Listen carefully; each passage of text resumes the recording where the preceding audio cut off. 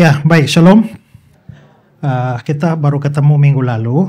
Nah, ada perubahan karena ya pas juga besok saya ada jadwal khotbah di Jakarta. Ya, makanya bagaimanapun juga hari ini harus datang. Nah, daripada kosong kita ngisi saja. Ya, kalau minggu depan kalau baru jadi minggu depan maka saya hanya datang khusus untuk acara, langsung pulang karena khotbah minggu di Kupang. Itulah kita sepakat untuk buat hari ini, ya. Baik Bapak Ibu, kita ikuti kronologi pelajaran kita. Kita membahas tentang pengakuan iman rasuli dan kita baru ada di kalimat pertama, ya. Kalimat pertamanya adalah aku percaya. Nah, ini lewat saja ya. Kalimat pertamanya adalah aku percaya kepada Allah, Bapa yang Maha Kuasa, Khalik langit dan bumi. Ini baru kalimat pertama loh ya. Semuanya ada 12 ya. 12. Nah, kalimat pertama ini kita sudah bahas. Pertama, aku percaya. Kedua, percayanya. Yang ketiga, Allah. Nah, Allah ini kita sudah 2 kali bahas. Pertama, Allah itu benar-benar ada, ya. Nah, lalu yang kedua, next, ya. Terus ya, aku percaya, pertama, kedua, percaya, ketiga, Allah. Allah itu benar-benar ada, lalu Allah itu Tritunggal. Itu pembahasan kita. Nah, dalam minggu yang lalu, bahas Allah Tritunggal, kita sudah bahas beberapa hal. Pertama, soal pengertiannya, bahwa Allah Tritunggal itu adalah Allah yang esa di dalam hakikatnya, tapi 3 di dalam pribadinya. Kedua, kita bahas kesulitannya. Jadi memang sulit. Saya coba tanya respon beberapa orang, bagaimana pelajaran minggu lalu? Sulit ya? Iya, lebih sulit. Nah, itu artinya kita lagi di tracknya, ya kan? Nah, karena belajar Tritunggal tidak sulit, itu artinya ada yang aneh itu, ya.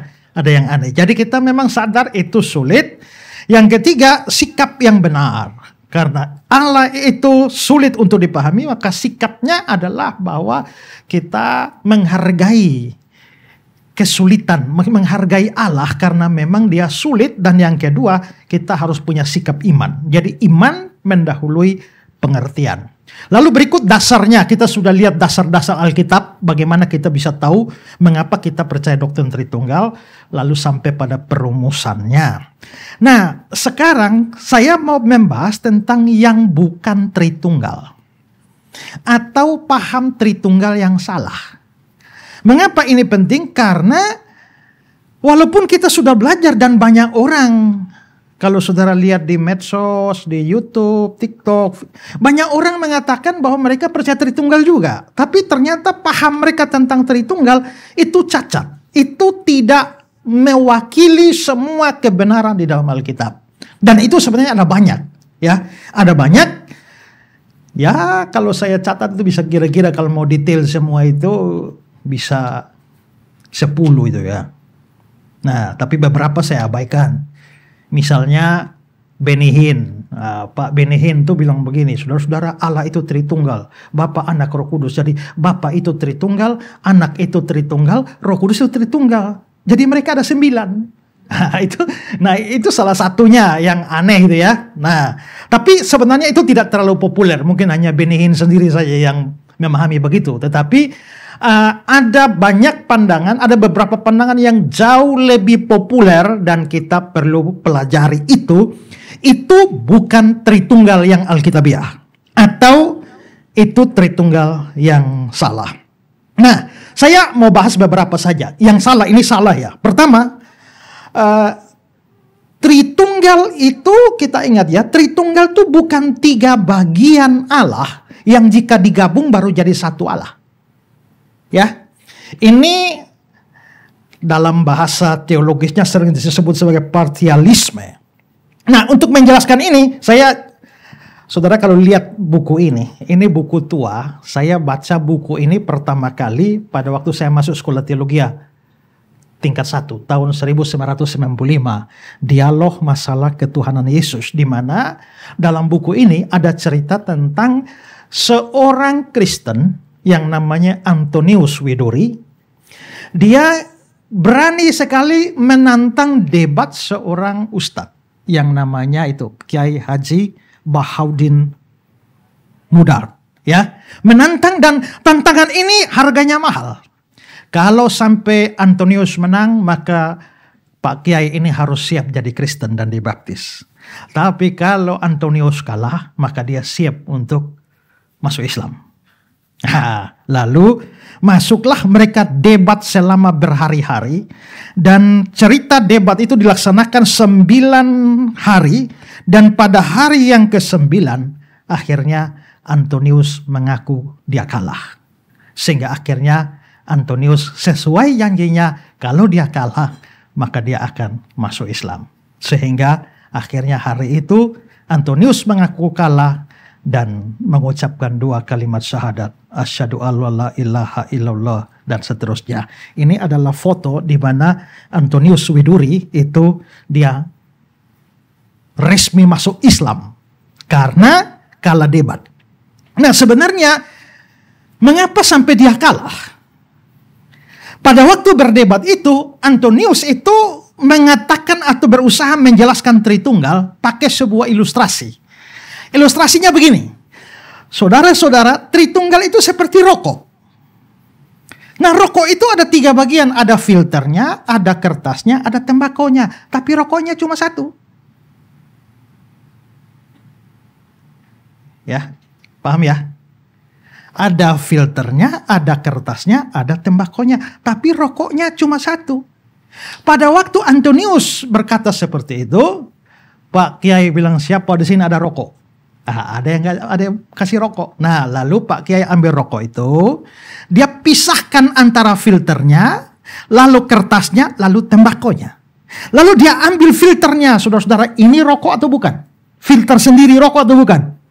Bukan. Ini kertas sendiri rokok atau bukan? Bukan. Ini tembakau sendiri rokok atau bukan? Bukan.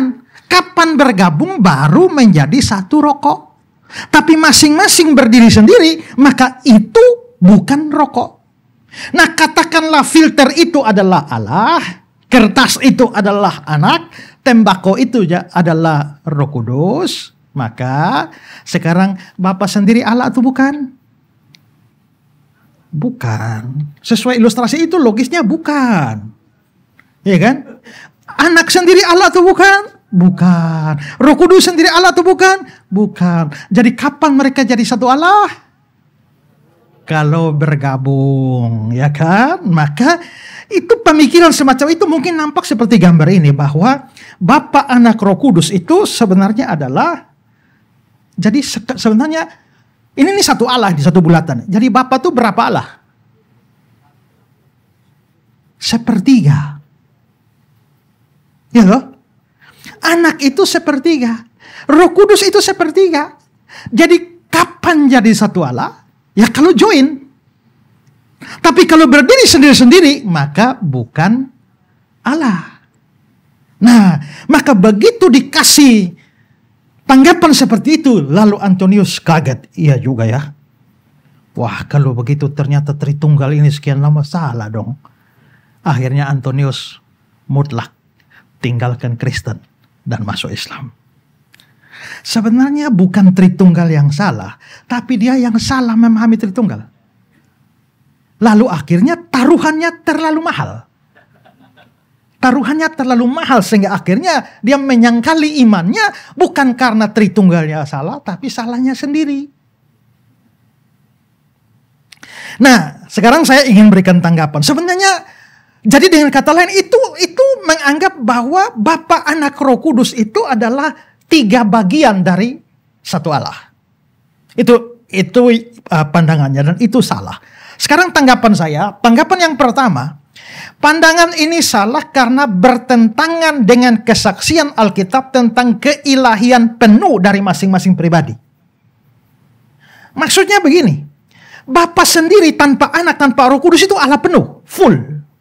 Anak sendiri tanpa Bapa dan tanpa Roh Kudus itu full Allah. Roh Kudus tanpa Bapa dan tanpa Anak itu juga full Allah. Sekarang kita lihat ke Alkitab. Yohanes 6:27.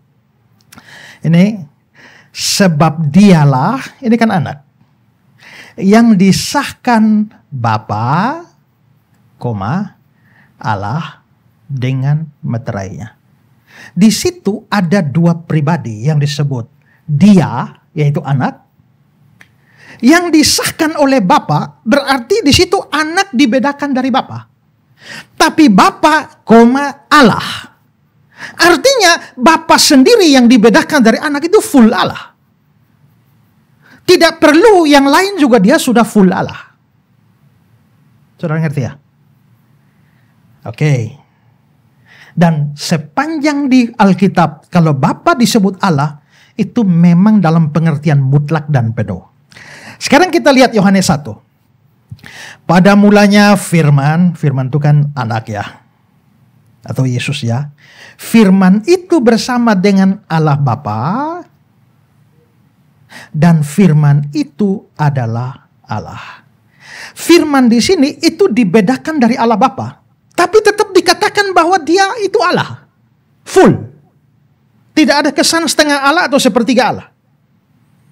Nanti Paulus di dalam Kolose pasal 2 ayat 9 menegaskan, sebab di dalam dialah, di dalam Yesus Kristus, di dalam manusia Yesus Kristus, berdiam secara jasmania seluruh kepenuhan kealahan. Kalau Yesus hanya sepertiga Allah, ini ayat jadi salah. Ini ayat mengatakan di dalam Yesus itu berdiam seluruh kepenuhan Allah. Berarti dia full Allah. Tanpa yang lain-lain, tanpa Bapa, tanpa Roh Kudus juga, dia memang sudah full Allah. Oke. Sekarang kisah pasal 5. Ini tentang Ananias dan Safira yang tipu hasil penjualan tuh ya.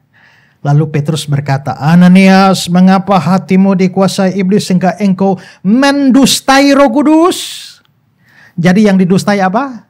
Roh Kudus. Ayat 4, engkau bukan mendustai manusia tetapi mendustai Allah. Kalau begitu mendustai Roh Kudus sama dengan mendustai Allah. Maka Roh Kudus adalah Allah. Tapi tidak terkesan di sini ada sebagian Allah atau sepertiga Allah. Roh Kudus disebut sini tanpa yang lain, tapi dikatakan mendustai Allah penuh. Maka Bapa sendiri full Allah. Anak sendiri full Allah. Roh Kudus sendiri full Allah. Maka bukan sepertiga-sepertiga, ya.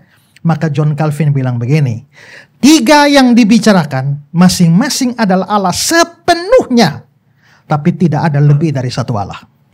Kenapa? Ya karena hakikatnya yang sama dan satu. Nah, ini tanggapan pertama. Tanggapan kedua, pandangan ini merendahkan keilahian tiap pribadi dan menimbulkan kesimpulan logis yang salah. Jika Bapa, Anak, Roh Kudus hanya bagian-bagian dari Allah, maka sebenarnya tidak ada satupun di antara mereka yang betul-betul Allah kan? Berarti tidak ada di antara ketiganya yang betul-betul Allah.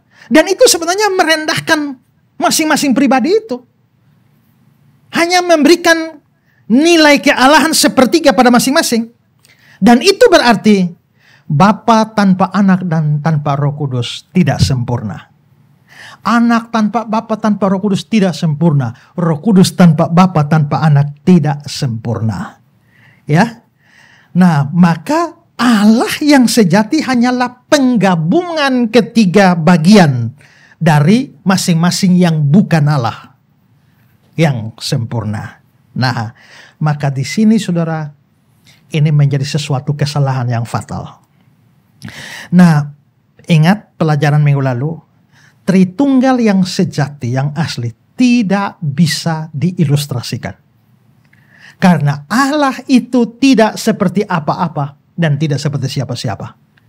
Karena itu berhati-hati dengan pakai ilustrasi. Banyak ilustrasi dipakai justru hanya menunjukkan bahwa Bapa, Anak, Roh Kudus hanya sepertiga bagian.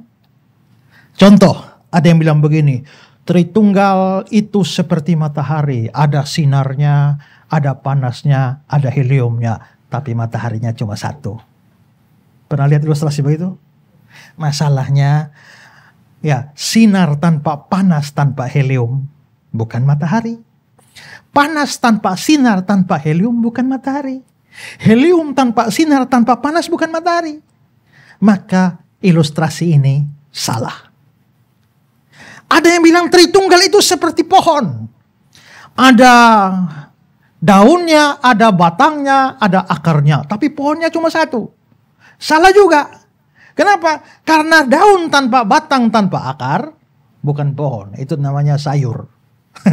Ya, kalau hanya batang tanpa akar, tanpa daun, itu bukan pohon. Itu cuma tiang saja tuh ya. Apalagi akar tanpa batang, tanpa daun, bukan pohon. Itu apa itu kalau ada akar sendiri? Jimat itu. Biasa orang dari timur itu kalau pakai jimat pakai akar-akaran itu ya. Nah, maka ilustrasi ini juga salah. Ilustrasi yang lain mengatakan bahwa Tritunggal itu seperti manusia. Ada tubuhnya, ada jiwanya, ada rohnya. Tapi hanya satu manusia. Lagi-lagi. Karena tubuh tanpa jiwa, tanpa roh bukan manusia. Itu mayat.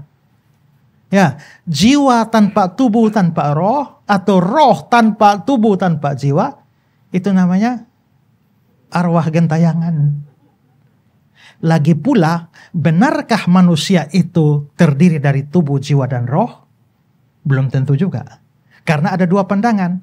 Pandangan pertama trikotomi itu bilang manusia terdiri dari tiga, tubuh, jiwa, dan roh. Tapi pandangan kedua dikotomi, manusia terdiri dari dua saja, tubuh dan jiwa atau roh. Nah, itu harus dipelajari dalam doktrin manusia. Ya, tapi saya sendiri menganut dikotomi, ya, bukan trikotomi. Lalu saudara, ada juga yang mengatakan Tritunggal itu seperti ruangan. Ada panjangnya, ada tingginya, ada lebarnya, tapi ruangannya cuma satu. Ya, masalahnya sama, panjang tanpa lebar tanpa tinggi bukan ruangan. Ya, lebar itu panjang tanpa tinggi tanpa lebar, lebar tanpa panjang tanpa tinggi, tinggi tanpa lebar tanpa panjang juga bukan ruangan. Kapan jadi ruangan? Kalau ketiganya digabungkan kan? Nah, Tritunggal itu bukan begitu. Bapa sendiri full Allah. Anak sendiri full Allah. Roh Kudus sendiri full Allah. Begitu gabung, bukan tiga. Satu. Kenapa bisa begitu? Ya karena kesatuan hakikat tadi. Jadi waktu Alkitab bilang Allah itu esa atau satu, bukan menunjuk satu pribadi, tapi satu hakikat. Paham sampai sini? Rada-rada sulit ya, tapi nggak apa-apa. Saya pernah baca tulisan ada bilang, kalau ada pengajar yang mengajar Tritunggal dan menyingkirkan semua kesulitan sampai orang mengerti dan tidak ada yang tidak dimengerti, itu pasti pengajar sesat. Karena kita memang sedang berbicara tentang pribadi yang di atas akal kita. Jadi kalau sulit itu wajar. Tapi sekarang mulai ingat, Bapa, Anak, Roh Kudus bukan sepertiga Allah. Bukan tiga-tiga bergabung, join baru jadi satu Allah. Ya, itu paham pertama yang salah atau catatan pertama. Sekarang catatan kedua. Tritunggal itu bukan satu pribadi yang memakai tiga nama atau tiga peran. Jadi sebenarnya hanya satu, dalam tanda petik, satu orang saja, hanya namanya saja, fungsinya saja, perannya saja yang sama. Nah, pandangan ini dalam sejarah dikeluarkan oleh seorang yang namanya Sabellius. Makanya namanya Sabellianisme, atau yang populer sekarang itu disebut sebagai oneness. Menekankan keesaan pribadi. Nah, jadi mereka berkata bahwa sebenarnya Allah itu satu pribadi saja. Waktu dia mencipta, dia berperan sebagai Bapa. Waktu dia menebus, dia berperan sebagai anak. Waktu dia menyertai orang percaya, dia berperan sebagai Roh Kudus. Jadi sebenarnya orangnya sama saja. Ya, ilustrasinya begini. Ya, ada Master John, ya, di rumah sebagai ayah, di kantor sebagai bos, di kampung sebagai lurah. Tapi hanya satu orang, yaitu Master John. Tapi jabatannya tiga, ayah, bos, dan lurah. Jadi yang tiga bukan pribadi. Yang tiga cuma jabatannya, fungsinya, perannya. Tapi pribadinya satu. Pernah dengar ilustrasi begini? Kayak begini? Bahkan saudara, saya itu di gereja, saya melayani di gereja Kristen Injil Nusantara. Bahkan buku pegangan katekisasi dari gereja saya masih ajar Tritunggal kayak begini. Saya sudah kasih catatan, itu dari abad yang keempat itu sudah dianggap ajaran sesat. Tapi kita masih distribusi ke gereja-gereja dan masih diajar seperti itu. Ini kalau saudara tanya kepada gereja-gereja mainstream, pandangan tentang Tritunggal, mayoritas jemaat pahamnya begitu. Karena di pelajaran katekisasi mereka kasih ilustrasinya kayak begini. Nah, ini tetap pandangan yang salah. Salahnya di mana? Saya kasih tanggapan. Pertama, pandangan ini meniadakan relasi pribadi dalam kealahan. Saudara, dalam Alkitab, Bapa, Anak, Roh Kudus itu berelasi sedemikian rupa sehingga tidak memungkinkan menafsirkan bahwa mereka cuma satu pribadi. Misalnya mereka bisa hadir bersamaan. Coba tadi kalau ayah, bos dengan lurah bisa tiba-tiba tiga muncul di sini. Kan tidak bisa, orangnya cuma satu.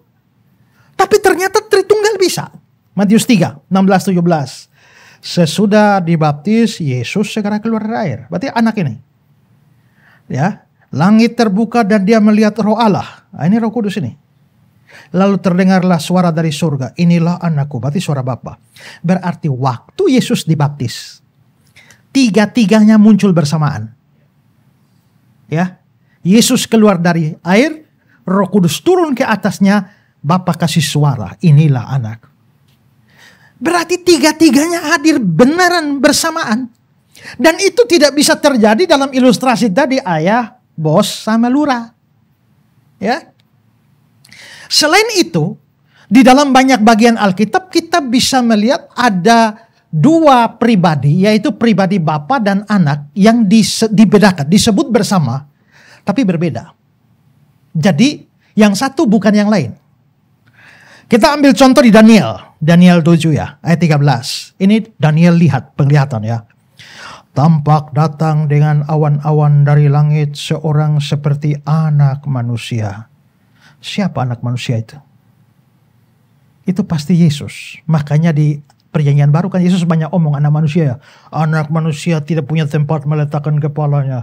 Anak manusia datang untuk mencari dan menyelamatkan manusia. Anak manusia datang bukan untuk dilayani. Kenapa Yesus suka sebutan anak manusia? Karena anak manusia itu menjawab nubuatan penglihatan Daniel. Bahwa anak manusia itu turun dari langit. Dari surga sana. Nah, tampaklah dengan awan-awan dari langit, seorang seperti anak manusia, itu pasti Yesus. Datanglah ia kepada yang lanjut usianya. Siapa ini yang lanjut usianya? Kayaknya itu Bapa. Dalam penglihatan Daniel ya. Berarti ada yang satu orang itu anak manusia, yang satu orang itu yang lanjut usianya. Jadi ada berapa orang? Dua dong. Berarti dua pribadi. Ya. Oke. Kisah pasal 7. Tapi Stefanus yang penuh dengan Roh Kudus menatap ke langit dan melihat kemuliaan Allah dan Yesus Kristus berdiri di sebelah kanan Allah. Ada berapa orang? Kalau hitung sama Roh Kudus itu, tapi kita tidak tekankan Roh Kudus saja. Allah dan Yesus Kristus berdiri di sebelah kanan Allah. Berarti dua dong. Terus ayat 56. Sungguh aku melihat langit terbuka dan anak manusia berdiri di sebelah kanan Allah. Kalau itu cuma satu, terus siapa berdiri di sebelah siapa? Kan jadi aneh. Maka itu pasti betul-betul ada dua pribadi. Ibrani 10 ayat 12. Tetapi ia, Yesus, setelah mempersembahkan hanya satu korban saja karena dosa, dia duduk untuk selama-lamanya di sebelah kanan Allah. Ada berapa? Mesti dua kan? Karena kalau hanya satu, siapa duduk di sebelah kanan siapa? Maka di sini kita bisa lihat, sering dua pribadi disebutkan muncul bersamaan, tapi dalam kasus baptisan tiga-tiganya muncul bersamaan. Ya. Kedua, berikutnya adalah begini. Coba tadi ayah, bos, lurah. Kira-kira ayah, bos, lurah bisa ngobrol nggak? Kan gak bisa kan? Namanya orangnya satu, bagaimana mau ngobrol? Bisakah ayah berbicara dengan bos? Bos berbicara dengan lurah? Gak bisa. Tapi kalau kita lihat Alkitab, di antara Bapa, Anak, Roh Kudus itu bisa saling bicara. Markus 1. Lalu terdengarlah suara dari surga. Ini pasti suara Bapa. Engkaulah anakku. Berarti ini Bapa ngomong dengan anak. Lalu Yohanes 11 ayat 41. Lalu Yesus menengadah ke atas dan berkata, Bapa, aku mengucap syukur padamu. Ini berarti yang satu mengucap syukur pada yang satu. Berarti betul-betul ada dua nih. Roma 8. Demikianlah roh membantu kita dalam kelemahan kita. Tetapi roh sendiri berdoa untuk kita kepada Allah. Allah Bapa. Berarti Bapa bisa bicara pada anak, anak bisa bicara pada Bapa, roh bisa bicara pada Bapa. Kalau Allah itu hanya satu pribadi, hanya 3 peran, terus siapa bicara kepada siapa? Ya. Pandangan ini, oneness ini, menyebabkan seluruh adegan itu menjadi tidak bermakna. Hanya karena ada satu pribadi yang berpura-pura sebentar jadi Bapa, sebentar jadi anak, sebentar jadi roh. Ilustrasi tadi, ayah, bos, lurah. Bisakah bos mengutus lurah ke Amerika? Gak bisa kan? Orangnya satu, siapa mengutus siapa? Tapi di Galatia 4, Allah mengutus anaknya. Yohanes 15 ayat 26. Jikalau penghibur itu Roh Kudus, yang akan kuutus dari Bapa. Berarti tadi Bapa mengutus anak. Sekarang anak mengutus Roh Kudus. Lalu Galatia 4 ayat 6. Maka Allah telah menyuruh roh anaknya.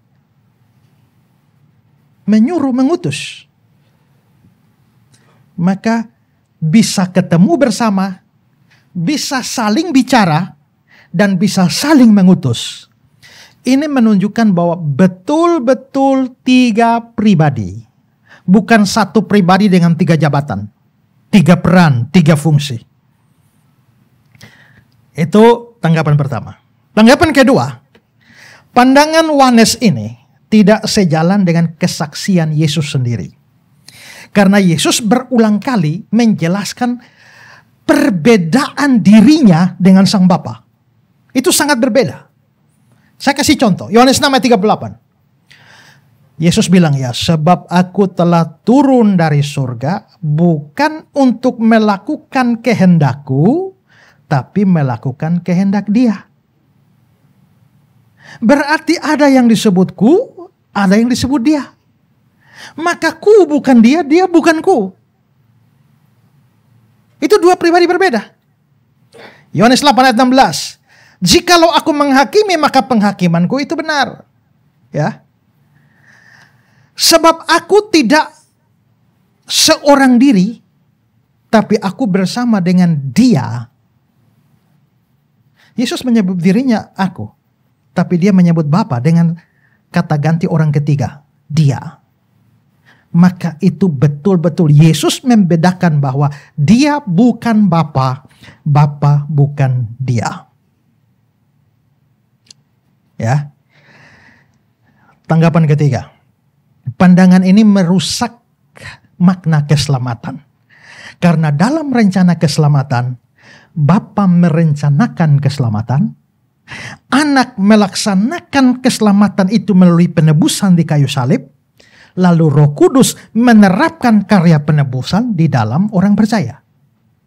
Nah, kalau Bapa, Anak, Roh Kudus itu hanya satu pribadi, Bapa itu ya anak, anak itu ya Roh Kudus, maka semua peran ini menjadi kacau. Siapa yang merencanakan, siapa melaksanakan, siapa menerapkan. Kalau ini 3 pribadi berbeda, maka gampang dipahami. Bapa merencanakan, Anak melaksanakan, Roh menerapkan.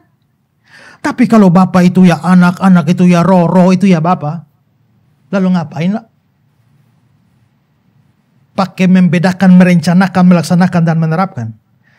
Maka kesimpulannya, saudara-saudara, pandangan ini salah. Bapa, Anak, Roh Kudus itu bukan 3 peran.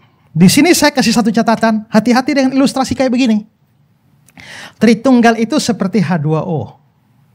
Ya, jadi air itu H2O, es itu H2O, tapi uap juga H2O. Di mana salahnya? Waktu dia muncul H2O sebagai es, dia tidak muncul sebagai uap. Dia tidak muncul sebagai es. Ya, dia tidak muncul sebagai air. Tapi kalau dia es, dia tidak sebagai air, tidak sebagai uap. Dengan kata lain, kadang waktu dia berperan kepada uap, seperti uap, tidak berperan sebagai yang lain. Maka dia hanya salah satu saja pada satu waktu.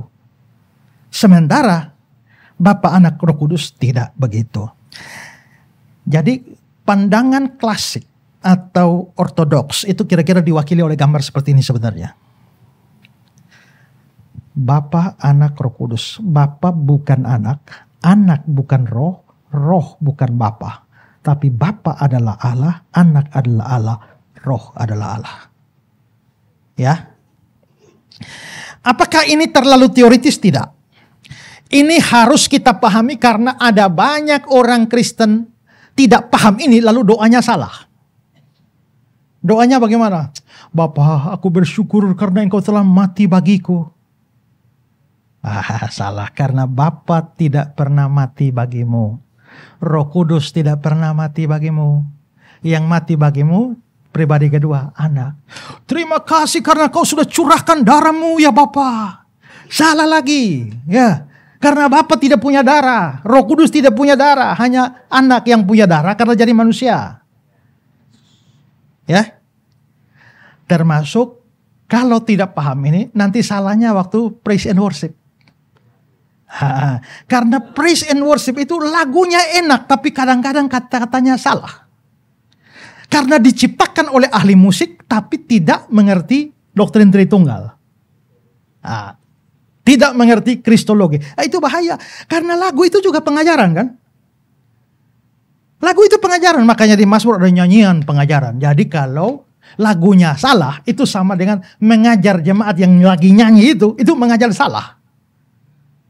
Dulu sekali ada lagu, Yesus Engkau Roh Kudus yang turun ke bumi. No, Yesus bukan Roh Kudus.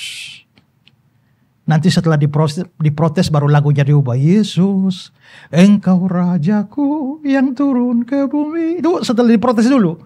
Bentuk aslinya Yesus Engkau Roh Kudus. Ya. Oke. Kadang-kadang ada lagu yang saya tidak pastikan bahwa itu pasti salah. Tergantung maksud penulisnya, tapi ambigu. Contoh. Telah kulihat bukti kasih-Mu. Mu itu siapa? Bapa atau Yesus? Belum tahu kan? Telah kulihat bukti kasih-Mu. Kau menderita, gantikanku. Siapa? Itu jelas Yesus. Karena Yesus menderita. Dengan darah-Mu Kau selamatkanku. Siapa? Darah Yesus. Kini hidupku memuliakan-Mu. Konteksnya Yesus. Tiba-tiba masuk ref. Terlalu besar kasih-Mu. Saya bertanya, kenapa ayatnya dia fokus Yesus, tiba-tiba dia ref, dia lari ke Bapa? Ada dua kemungkinan. Kemungkinan pertama dia mau katakan bahwa Yesus waktu berkorban bagi kita itu karena kasih Bapa. Kalau itu no problem. Tapi kalau yang tadi telah kulihat bukti kasih-Mu, Kau menderita bagiku, itu Bapa. Sehingga dia bilang terlalu besar kasih-Mu Bapa, maka itu salah. Ada banyak lagu populer tapi salah. Kalau saudara mau tahu lagu apa saja, saudara tinggal masuk di YouTube, tulis nama saya, Ezra Soru Koreksi Lagu. Itu ada banyak lagu yang saya kasih catatan itu ya. Ini salahnya di mana? Salahnya di mana? Salah satunya adalah oleh kuasa darah-Mu Kau telah tebus dosaku. Yes. Ku menjadi ciptaan yang baru oleh kuasa darah-Mu. No. Karena kita menjadi ciptaan baru, itu bukan langsung karya Kristus, itu bagiannya Roh Kudus. Karena Roh Kudus melahirbarukan kita. Jadi Bapa itu ada tugas bersama, Bapa, Anak, Roh Kudus, tapi ada bagian yang dikerjakan Bapa, Anak, dan Roh Kudus tidak. Ada bagian yang dikerjakan Anak, Roh Kudus, dan Bapa tidak. Ada yang dikerjakan Roh Kudus, Bapa, dan Anak. Walaupun terlibat, tapi karya utama melahirbarukan itu Roh Kudus. Nah, itu contoh. Ya. Saya hari Selasa kembali ke Kupang. Kenapa saya kembali ke Kupang? Ya karena saya tinggal di sana. Saya nggak bisa bilang saya kembali ke Belanda. Kapan Bapak tinggal di Belanda? Nggak pernah. Kok kembali ke Belanda? Berarti kembali hanya bisa digunakan untuk orang yang pernah tinggal di sana. Jadi Yesus pernah tinggal di surga, datang ke bumi, maka cocok dia kembali ke surga. Amin. Kalau saudara, saat ku kembali ke surga. Kapan kau di surga? Bukankah kita baru mau pergi nih? Nah ini contoh sederhana ya. Nah kadang-kadang saya tidak langsung menyalahkan, tetapi harus melihat kira-kira mungkin maksud penulis bukan begitu. Hanya pembahasannya kurang dipikirkan secara ketat. Ya. Ya nanti saudara lihat di Google saya di YouTube ya, banyak koreksi lagu banyak. Saya kasih koreksi lagu ya. Nah jadi intinya hati-hati berdoa dan menyanyi harus tetap melihat Bapa bukan anak, anak bukan Roh Kudus bukan Bapa, tapi Bapa adalah Allah, anak adalah Allah, Roh Kudus adalah Allah. Bukan sepertiga, full. Oke? Nah, sekarang yang ketiga. Yang ketiga, Tritunggal itu bukan 3 pribadi yang semuanya bernama Yesus. Ya. Pandangan ini mengajarkan bahwa seluruh kealahan Bapa, Anak, Roh Kudus itu memiliki satu nama dan namanya adalah Yesus. Jadi menurut pandangan ini yang disebut Yesus itu bukan hanya anak. Bapa juga bernama Yesus. Anak juga nama Yesus, Roh Kudus juga nama Yesus. Jadi nama Yesus itu mencakup ketiga pribadi itu. Kalau lihat gambar ini, maka nama Bapa Yesus, nama Anak Yesus, nama Roh Kudus itu Yesus. Ya.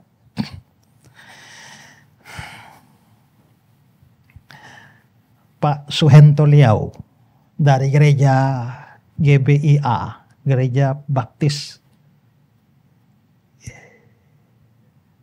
GBIA, Gereja Baptis Independen Alkitabiah.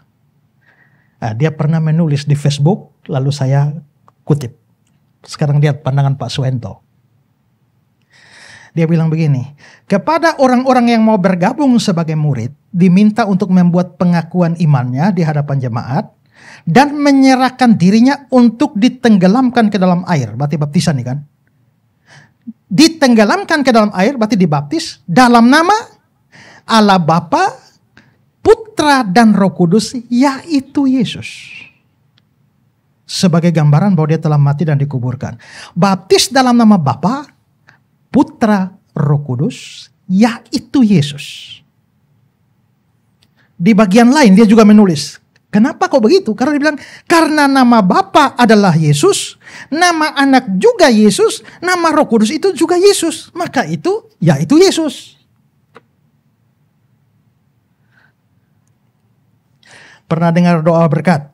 Terimalah berkat ini dalam nama Bapa, Anak, dan Roh Kudus, yaitu Yesus. Itu populer sekali. Atau versinya lain, dalam nama Bapa, Anak, Roh Kudus di dalam nama Yesus. Itu sangat populer.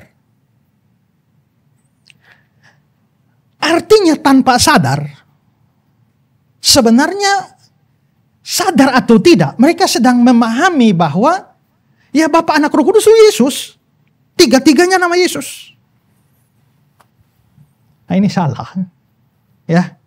Ini salah. Saya kasih tanggapan. Pertama, Pandangan ini tidak sejalan dengan kesaksian Alkitab. Karena Alkitab dengan jelas membedakan antara nama Yesus dan pribadi Bapa serta Roh Kudus. Bapa, Anak, Roh Kudus. Nanti yang datang jadi manusia lahir pada waktu Natal itu adalah yang kedua. Yaitu Sang Anak itu.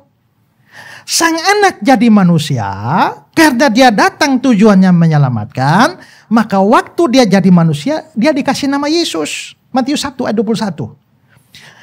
Dia akan melahirkan anak laki-laki dan engkau menamakan dia Yesus. Karena dialah yang akan menyelamatkan umatnya dari dosa. Artinya nama Yesus itu kan bentuk Yunaninya Yesus. Bentuk Ibraninya Yosua. Jadi Yosua itu sama dengan Yesus itu. Ya. Nah, jadi ini Yesus itu. Ya.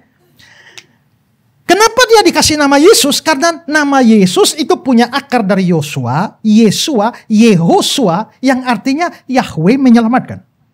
Itu artinya. Jadi, mengapa dia anak itu dilahirkan, dikasih nama Yesus? Karena dia yang datang dan menyelamatkan. Kalau begitu dia yang datang yang menyelamatkan, yang mana? Bukan Bapa, bukan Roh Kudus, tapi Anak. Kalau begitu, nama Yesus itu nama manusia yang diberikan kepada Yesus waktu dia jadi manusia.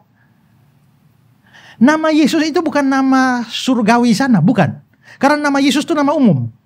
Makanya selain Yesus Kristus kan ada Yesus yang lain juga kan.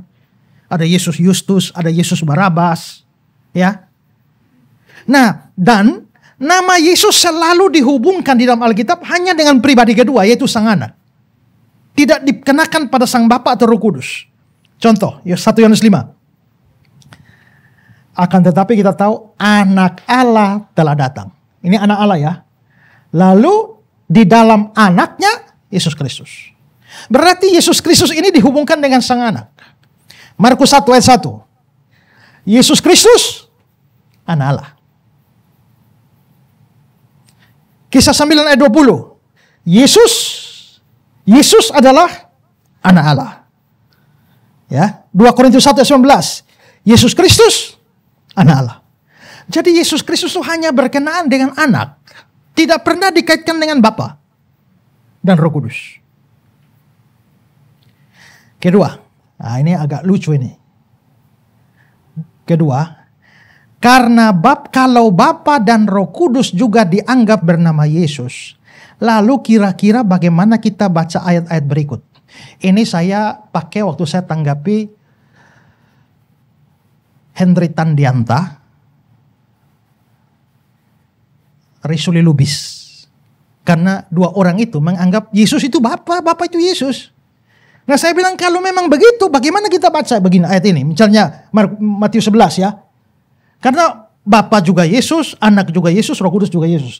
Pada waktu itu berkatalah Yesus, aku Yesus bersyukur kepadamu Bapa, Yesus. Jadi Yesus bersyukur kepada Yesus.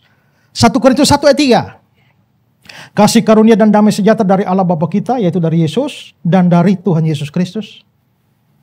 Dobel dong. Ya. 2 Korintus 11 ayat 31. Allah yaitu Bapa, Allah yaitu Bapa atau Yesus dari Yesus. Yesus dari Yesus. Ya.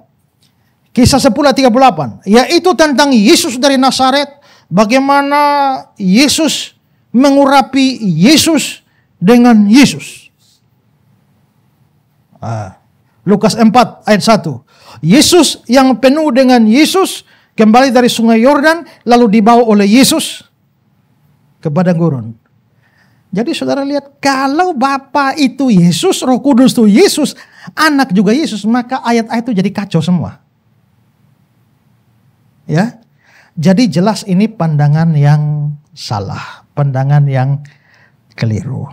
Karena itu saudara-saudara, nah Yesus itu hanya Anak. Jadi kalau bilang dalam nama Bapa, Anak, Roh Kudus cukup. Tak usah pakai yaitu Yesus. Kalau Bapa itu Yahweh, yes. Anak itu Yahweh, yes. Roh Kudus itu Yahweh, yes. tapi bukan Yesus. Yesus itu nama waktu dia jadi manusia. Oke, paham? Sekarang yang terakhir. Tritunggal itu bukan hubungan yang bersifat hierarkis. Hierarkis ini artinya satu di atas, yang lain di bawah.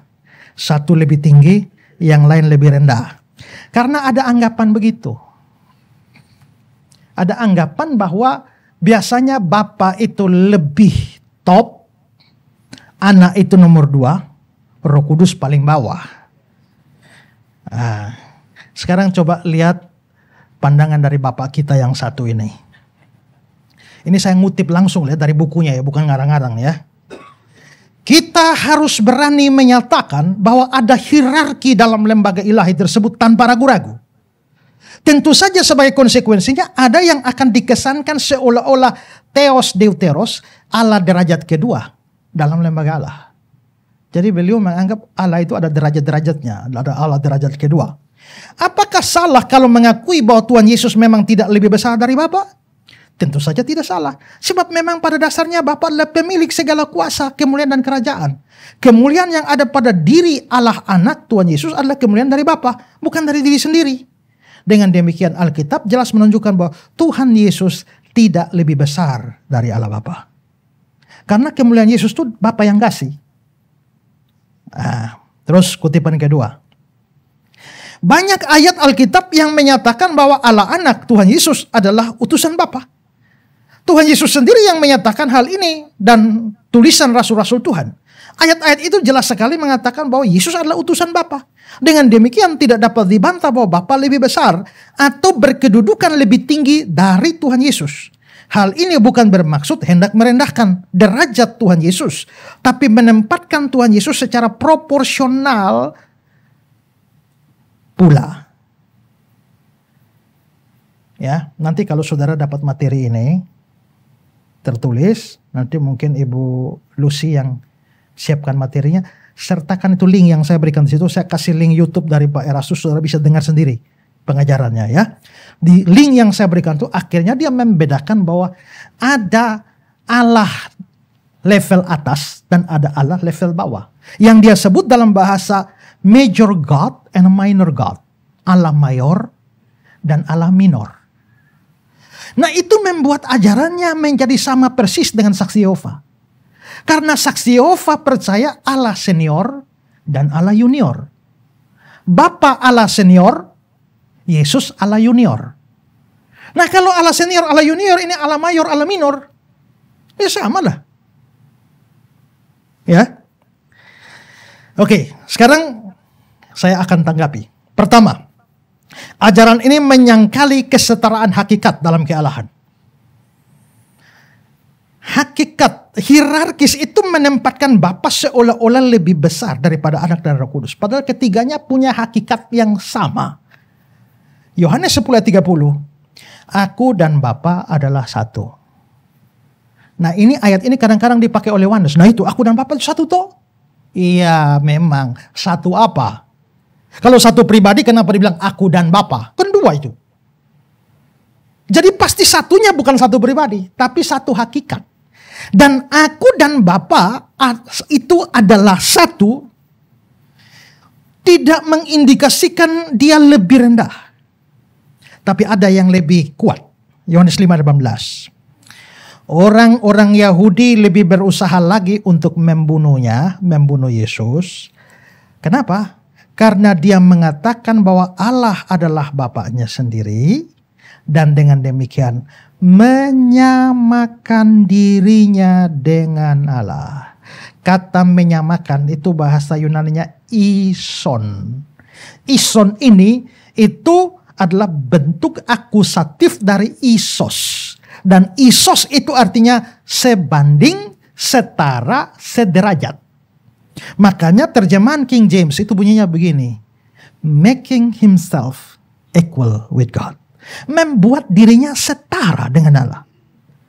Berarti memang kenapa orang Yahudi mau bunuh Yesus? Karena Yesus menganggap dirinya setara dengan Allah. Dia tidak lebih rendah dari Allah Bapa. Dia setara dengan Allah Bapa. Dalam Filipi 2 ayat 6. yang walaupun dalam rupa Allah tidak menganggap kesetaraan dengan Allah. Kata Yunani yang dipakai sama-sama isos, sama dengan Yohanes 5:18 tadi. Itu menunjukkan bahwa Yesus itu setara dengan Bapa.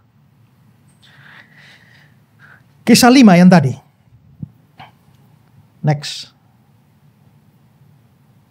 Mendustai Roh Kudus, mendustai Allah. Berarti Roh Kudus ini setara dong dengan Allah. Makanya dusta kepada Roh Kudus dianggap dusta kepada Allah. Maka berarti Allah di sini Allah Bapa, berarti Roh Kudus itu setara dengan Allah Bapa. Kalau Bapa setara dengan Yesus, Roh Kudus setara dengan Bapa, ya berarti Yesus setara dengan Roh Kudus dong. Maka kesimpulannya Bapa, Anak dan Roh Kudus ketiganya setara. Ya. Tidak ada yang lebih senior, ada yang junior, tidak ada yang mayor, ada yang junior, tidak ada yang Allah level 1, Allah level 2. Pandangan itu menjadi politis karena kita seolah-olah menganggap ada Allah besar, ada Allah kecil. Ya toh? Dan konsep Allah besar, Allah kecil itu hanya ada dalam dunia kafir. Di mana satu dewa lebih hebat dari dewa yang lain. Itu dalam pandangan dunia kafir. Dan itu bukan Allah di dalam Alkitab. Itu pertama. Kedua, tanggapan saya yang kedua adalah ajaran ini, ajaran hierarkis itu mencampur adukan perbedaan fungsi dengan perbedaan derajat. Memang Yesus itu utusan. Itu yang tadi dikatakan Pak Erastus itu. Tapi kalau namanya utusan, maka memang yang mengutus lebih tinggi yang diutus. Tapi lebih tinggi apanya atau lebih besar apanya? Fungsinya. Maka Yesus juga bilang dalam Yohanes 14 ayat 28, sebab Bapa lebih besar dari aku. Bukan berarti Bapa lebih tinggi derajatnya, bukan. Dalam hal ini fungsinya. Kenapa bisa begitu? Karena begini, ada Allah, malaikat, manusia.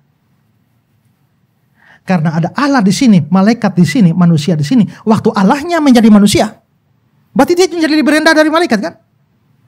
Nah, sekarang lihat Ibrani 2. Namun engkau telah membuatnya untuk waktu yang singkat, sedikit lebih rendah dari malaikat-malaikat. Ayat 9. Tapi dia yang untuk waktu yang singkat dibuat sedikit lebih rendah daripada malaikat. Kenapa lebih rendah dari malaikat? Karena dia lagi jadi manusia tadi.